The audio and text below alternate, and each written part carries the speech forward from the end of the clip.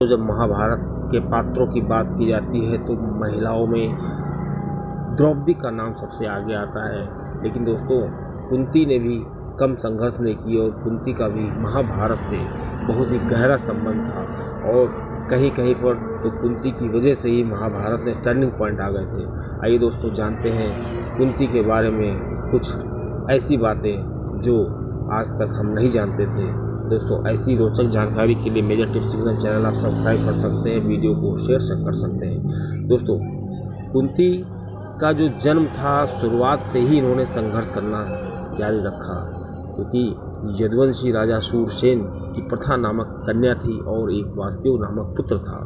अब दोस्तों, प्रथा कुंती का बचपन का नाम था और प्रथा को शूरसेन ने अपने बुआ के लड़के, जो कि संतानहीन थे, इसलिए शूरसेन ने कुंती को उन्हें दे दिया और उनका नाम कुंती भोज था।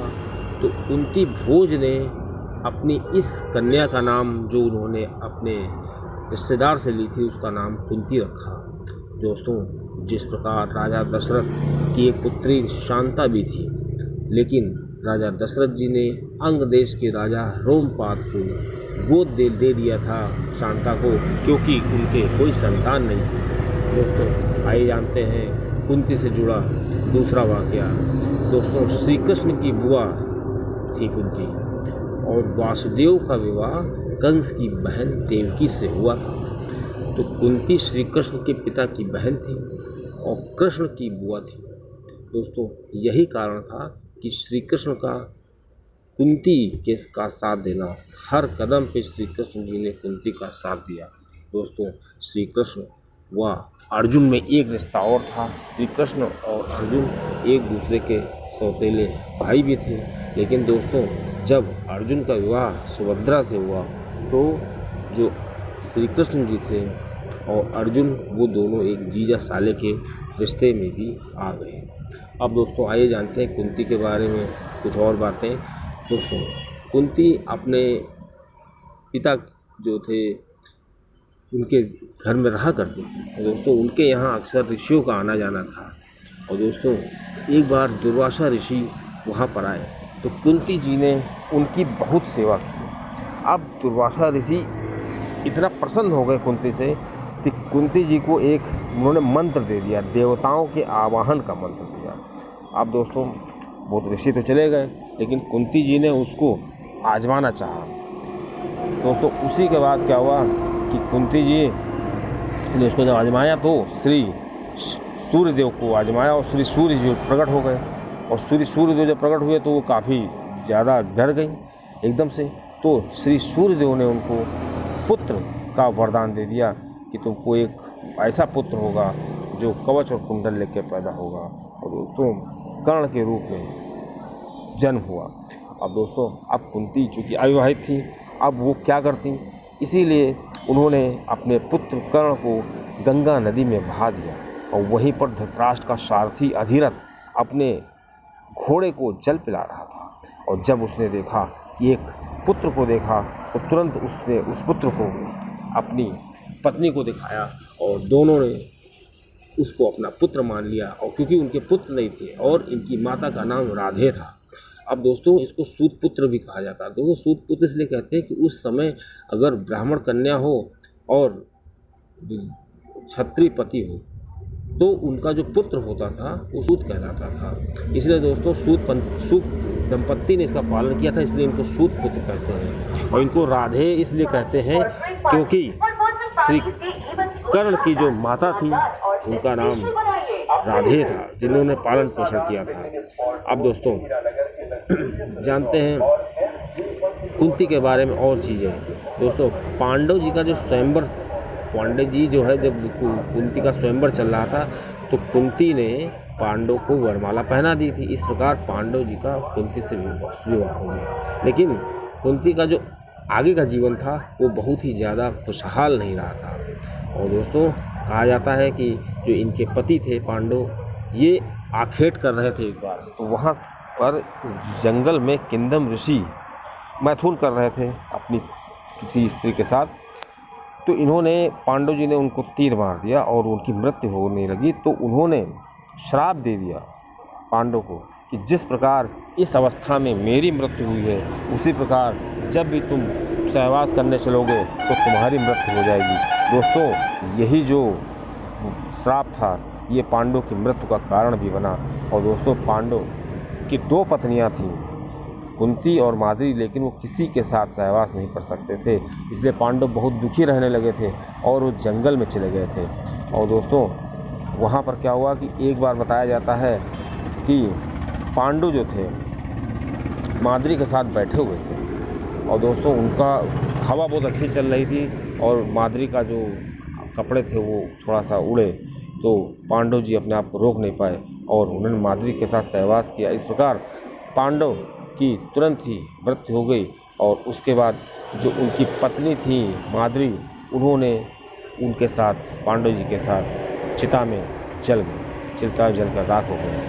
दोस्तों, इसके पहले पांडव जी ने कुंती से कहा था कि मैं तो तुम्हारे पुत्र को नहीं पैदा कर सकता, लेकिन तुम किसी और ऋषि से समागम कर सकती हो। तो दोस्तों, लेकिन कुंती ने मना कर दिया। लेकिन दोस्तों, कुंती ने अपने उस मंत्र का सहारा लिया और सबसे पहले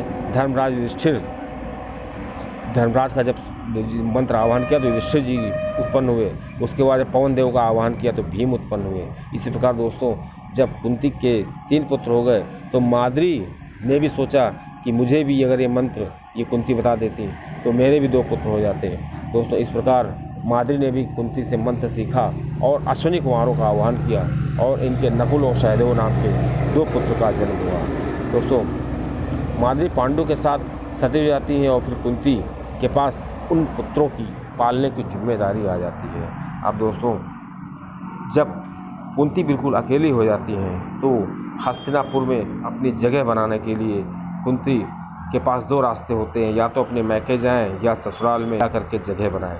अब दोस्तों, कुंती ने यहाँ पर निर्णय लिया कि हमको हस्तिनापुर में ही जगह बनानी है। लेकिन जब वो हस्तिनापुर महल के अंदर जाती हैं तो उनको गांधारी, शकुनी और दुर्योधन से सामना करना पड़ता है। और दोस्तों, इधर कुंती और गांधारी में जंग चलने लगती है। दोनों अपने अपने पुत्रों को राज्य दिलाने के लिए, अपने अपने अधिकार के लिए नए नए षड्यंत्र वहाँ पे चलने लगते हैं और इधर ये दोनों लोग प्रयासरत रहती हैं। आइए दोस्तों, कुंती के बारे में और रहस्य जानते हैं। दोस्तों, पांडवों को मारने के लिए अब उस महल में षड्यंत्र रचे जाने लगते हैं। इधर दुर्योधन क्या करता है, भीम को जहर देकर गंगा में डाल देता है और जब गंगा में डालता है तो भीम का जब जहर उतर जाता है, वह देखता है कि उसको सब नाग नोच रहे होते हैं। और दोस्तों, वहाँ पर वासुकी नाग भी होते हैं और आर्यक नाग भी होते हैं और ये दोनों नाग दोस्तों, इनका भगवान श्री शिव जी से संबंध है। और दोस्तों, आर्यक नाग को जब पता चलता है, चूँकि आर्यक नाग भीम के नाना होते हैं, और आर्यक नाग को जो पता चलता है कि इनको साथ दुर्योधन ने अन्याय किया है, तो आर्यक नाग उनको हजारों हाथियों के बल के लिए एक ऐसी खीर खिलाते हैं जिससे उनको भीम को काफ़ी हजारों हाथियों का बल उनमें आ जाता है। दोस्तों, यहीं पर बात ख़त्म नहीं होती है। पांडवों को मारने के लिए लाक्षागृह का निर्माण किया जाता है, लेकिन ये तो कहिए विदुर जी को पता चल जाता है तो युधिष्ठिर को बताते हैं, तो युधिष्ठिर सुरंग के रास्ते वहाँ से भाग जाते हैं। लेकिन जब वहाँ पे आग लगती है, जब युधिष्ठिर लोग भाग जाते हैं तो उस आग में गांव के बहुत लोग मर जाते हैं, क्योंकि युधिष्ठिर ने वहाँ पर गांव वालों के लिए भोज का आयोजन किया था। तो वहाँ पर जली हुई कुछ लाशें पड़ी होती हैं, तो दुर्योधन लोग समझते हैं कि ये जो जली हुई लाशें हैं ये कुंती और युधिष्ठिर की हैं। बस उनको लगता है कि ये लोग बच गए हैं, मर गए हैं। अब उधर दोस्तों, जो युधिष्ठिर लोग थे ये भाग करके जंगल जाते हैं। वहाँ पर एक नरभक्षी राक्षस होता है और उसका बोलबाला होता है। उसकी पुत्री हिडम्बा जब देखती है भीम को, चूँकि भीम पहरा दे रहे होते हैं और सभी पांडव सो रहे होते हैं, तो भीम को देख करके वो उनको चाहने लगती है। इस प्रकार हिडिम्बा और भीम का विवाह हो जाता है और उनके एक पुत्र का जन्म होता है जिसका नाम घटोत्कच होता है। अब दोस्तों, आइए जानते हैं कुंती के बारे में और चीज़ें। दोस्तों, कुंती के कारण पांडव जो थे, उनको पांडव के जो 5 पुत्र थे उनको द्रौपदी को अपनी पत्नी बनाना पड़ा। दोस्तों, ये तो सभी को मालूम है कि द्रौपदी के 5 पति थे। तो जब द्रौपदी को लेकर के 5 पांडव अपनी माता के पास आए तो माता कुछ कर रही थी और माता से कहने लगे, देखिए माता मैं आपके लिए क्या लाया हूँ। तो कुंती ने समझा ये लोग भीख लाए होंगे मांग करके भिक्षा। तो कुंती ने कहा जाओ जो लाए हो आपस में बांट के खा लो। लेकिन कुंती को क्या मालूम था ये पत्नी लेकर के आए हैं। इस प्रकार दोस्तों द्रौपदी को पांचों